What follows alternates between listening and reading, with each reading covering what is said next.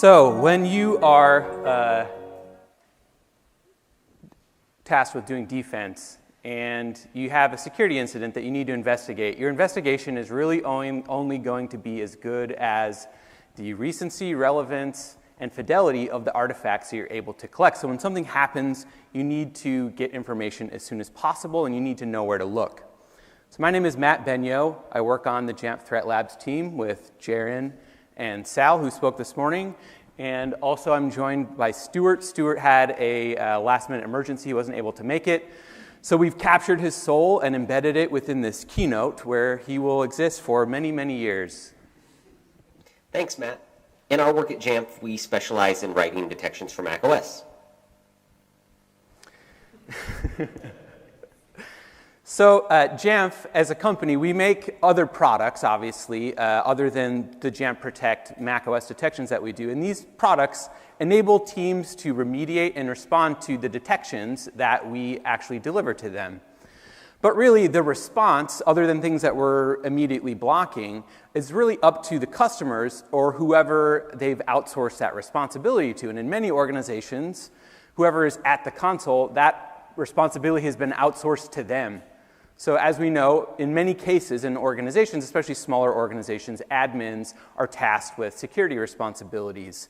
And if you think of an organization like a school, a lot of times admins aren't going to necessarily know how to interpret certain types of alerts. So in our work, while we're building detections, occasionally we'll receive these types of alerts from our support staff, and they are talking to us on behalf of a customer who had an alert and looking to know what to do about it. And if the support person doesn't know how to interpret that, they'll come to us. And obviously, it's not outside the scope of what we do, but obviously we want to do what's best for our customers. So we get into a conversation, we give our best guess to support takes it back to the customer is taking that to an end user, and back and forth, and support staff is caught in the middle, and really it's a terrible experience, especially for the support person. So to make matters worse, in the times where we do really get involved, honestly, a lot of the times, by the time we're helping the customer, it's been days or maybe weeks until the event happened.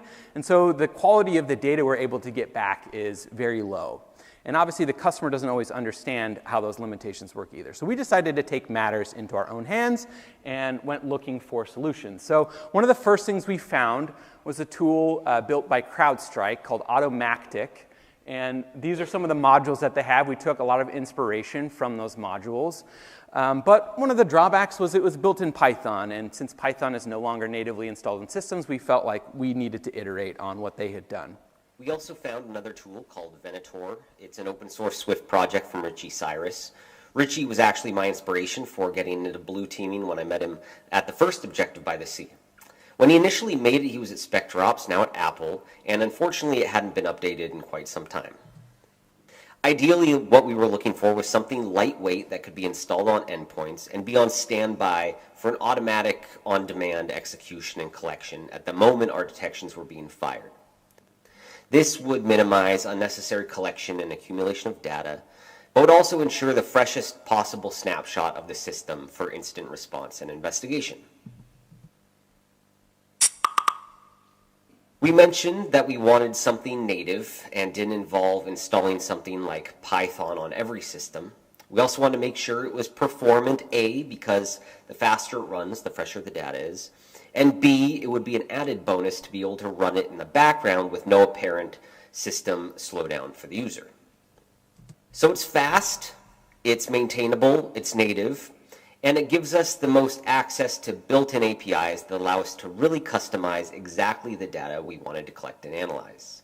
And frankly, we know it's a bit of a flex, but we've staked our business model on our Apple expertise, and what better way to demonstrate that we understand the platform inside and out than building something dope with Swift.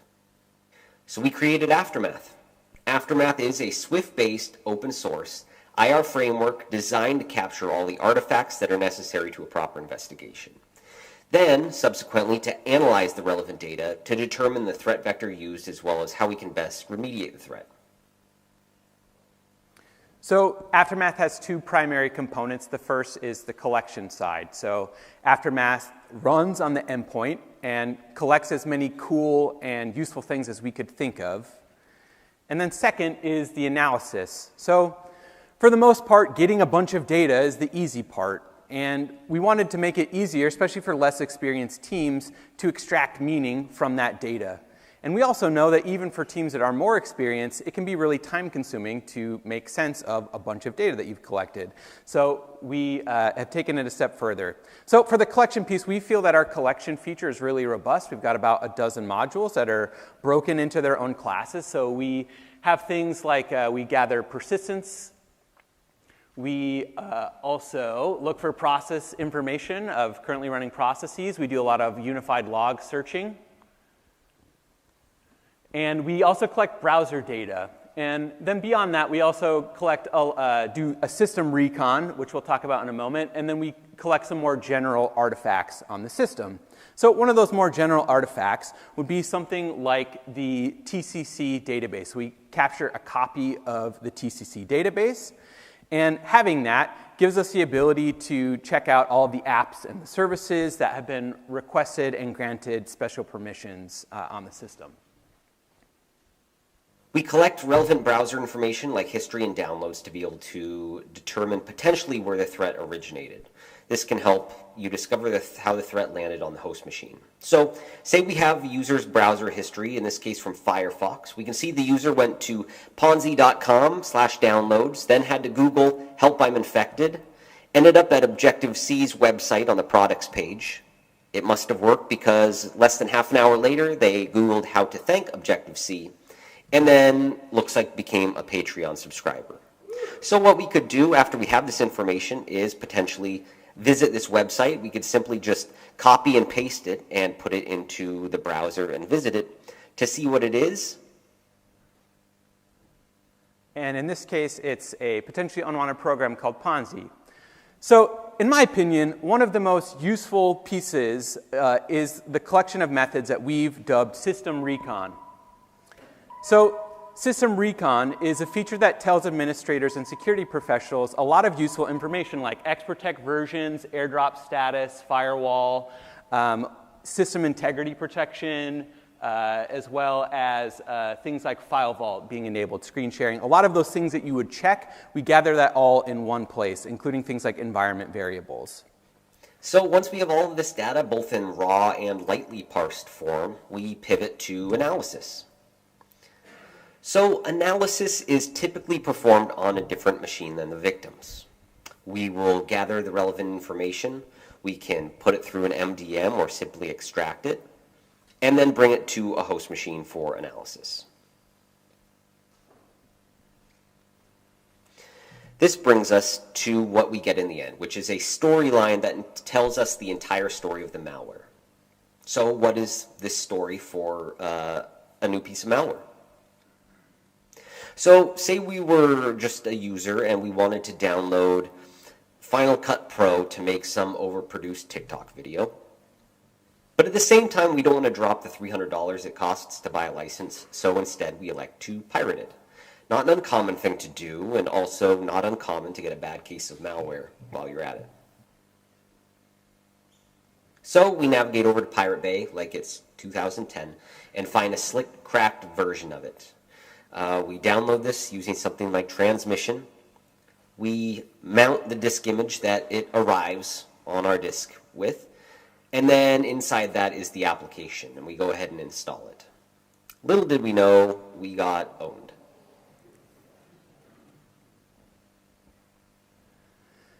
So the other thing that we didn't know is that when we downloaded this Final Cut that was cracked and launched it, we were also launching a Bitcoin miner.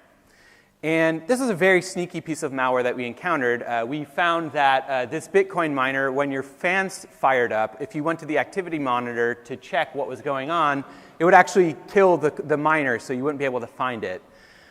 So we eventually get suspicious, or in our case, we triggered Yara detection. And so it's time to use Aftermath to get to the bottom of what's going on the system.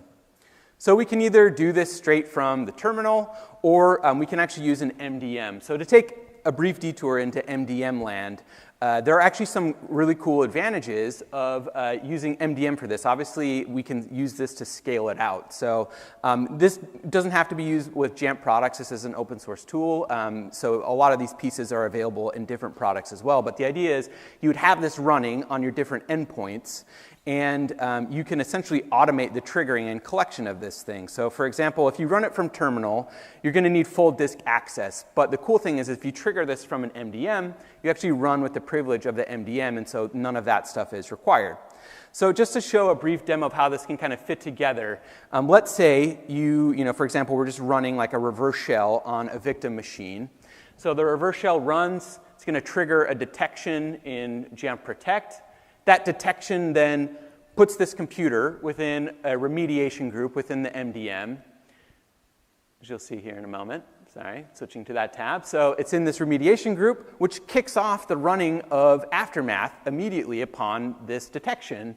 And that collection happens, and the data is then uploaded to Jamf Pro. So you can see, we have even the details of Aftermath running. So maybe if there was something that didn't run properly, we have all that output available to us from IT or security. And then if we go into the inventory record, we actually have the output of that file uploaded to the cloud, so we don't even necessarily have to talk to the user about it. So we can do all of our analysis right then and there, and that data is going to be as fresh as possible. In our case, we ran it from the command line. You can see, using that deep argument, that we're actually scanning the entire user's home directory, collecting the timestamp metadata on each file, as opposed to just the default directories that are most commonly associated with malware. Fortunately, I've had on good authority that this miner actually does a lot of its nefariousness in the user's application support directory, whose timestamps we actually collect by default. So for the sake of this example, we can ignore this deep argument. You can also run the collect DIRs argument and actually dump the raw contents of whichever directories you pass it. So if we wanted to actually grab all the files from temp and downloads, we could. Of course, use this at your discretion, because heaven forbid the user just download the latest Xcode beta and has a nice 8 gig file in there. Or maybe they just haven't cleaned out their downloads since 1970. In the case we run it directly from terminal like this, we get a nice output of what Aftermath is doing.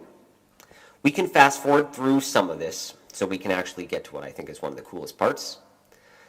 Now, once all of the collection details are on disk, let's take a look at what we've collected. And pretty simply, we can either do this from the command line or directly from Finder. If we pop open the folder in Finder, we can then unzip that archive and dive deeper into the data. So these are the raw files, but we can actually do a bit more with this with the analysis function of Aftermath. So if we take our zipped up contents and pass that as an argument to the program running sudo aftermath analyze, we start to get this analysis happening. So Aftermath will start analyzing all of the data that's collected, and since we didn't specify an output location, it's going to land here in the temp directory, and we can see some of the different CSV files that are generated here. And so we'll start with one of the two databases, which is TCC. So if we pop this open, we can actually see the parsed and translated content. We can see that when we parse the TCC information, we get the most important information back. We can see which client made the request based on their bundle ID. We can also see what service they were requesting, whether it was full disk access, the address book, or different folder accesses, or even things like the camera and mic. We can see what happened. Was it allowed or denied? And of course, we can see the reason. So was this set by MDM? Was this user consent or system set? This all maps over nicely to this set of enums here that we actually have in the database. It's compiled from a different source. But if you scroll through these, you can see it's quite robust in how we map these over. Of course, lastly but not least, we can see when this was last modified, which is really important when we're parsing the output. For example, we can see that this app called QLab, based on its bundle identifier, which is used for making audio cues, we can see that the camera and mic requested access right around the same time, and that the user, me, denied the former and allowed the latter. So one of the unforeseen challenges of this project was the scattered nature of the different timestamp formats in macOS. So some of the databases and apps use Mac Absolute Time, others use Epoch, some use local time. So in this process, we standardize all of these timestamps so that we can accurately organize everything into a chronological storyline for analysis. So going back to our example of the Final Cut Trojanized with a miner, Aftermath did its collection after the miner triggered one of our Yara rules. And let's take a look at how Aftermath is able to piece together this story, collating these timestamps of these different artifact sources. So once we're looking at this file in this timeline, a few things start to jump out. We can see we've got in the Safari history, we see the visit to the Pirate Bay. Up a few lines, we can see clearly the download of a torrent. And then further up, we can see evidence of the transfer taking place of that download. And as we move further up, it starts to get a little bit more interesting. We start to see some unusual activity in the application support directory, so this I2PD. So when we initially found this, we didn't know what this was, so we looked into it, and it turns out I2PD is the I2P daemon. So I2P is actually, lesser known at least to us, an anonymous network layer that allows anonymous end-to-end encrypted communication. So this malware was doing all this crazy encrypted activity in the application support directory. So even if the admin isn't necessarily able to make sense of this data, when they get a hold of someone who can, they're going to have valuable and relevant data to share that is timely. So looking forward, what are some things we want to do with version 2? I think it's important to kind of have these mapped out. So first up, we want to allow and integrate uploading of the collection and analysis files to S3. We want to collect the extended attributes of different files, especially files we're collecting. And also pivot off p-lists. So if we collect a p-list, say this one for block from Objective-C, we want to be able to reach out to that exact location of the binary and be able to pivot and grab that as well. Those are a few things we're looking forward to coming up. So that's a little about how Aftermath is going to change the IR game for Macs. It's in Swift, performant, and helpful to anyone responding to a threat, and is open sourced today. So feel free to check out the Aftermath project on GitHub, and it is available now. So, sorry, just a couple of acknowledgments. So Stuart really took the lead on this. He was definitely the lead developer. Our team definitely contributed. Maggie, who's also here, was definitely a major source of help on some of the Swift stuff. And also, shout out to our sensei, Jaren. We took a lot of the ideas in his book, OS and Incident Response. And as I already spoiled the surprise on this one. So again, the link to the GitHub if you want to talk to Stuart about any of the coding stuff. But when we started this, it was really just kind of a ambiguous on-the-clock, off-the-clock kind of passion project. And in honor of the ASCII art that we were not allowed to show you, I thought I would just provide the notice there that was told to ask us to take that down. So please check out the GitHub. We welcome your feedback and any contributions to that with pull requests. Thank you so much.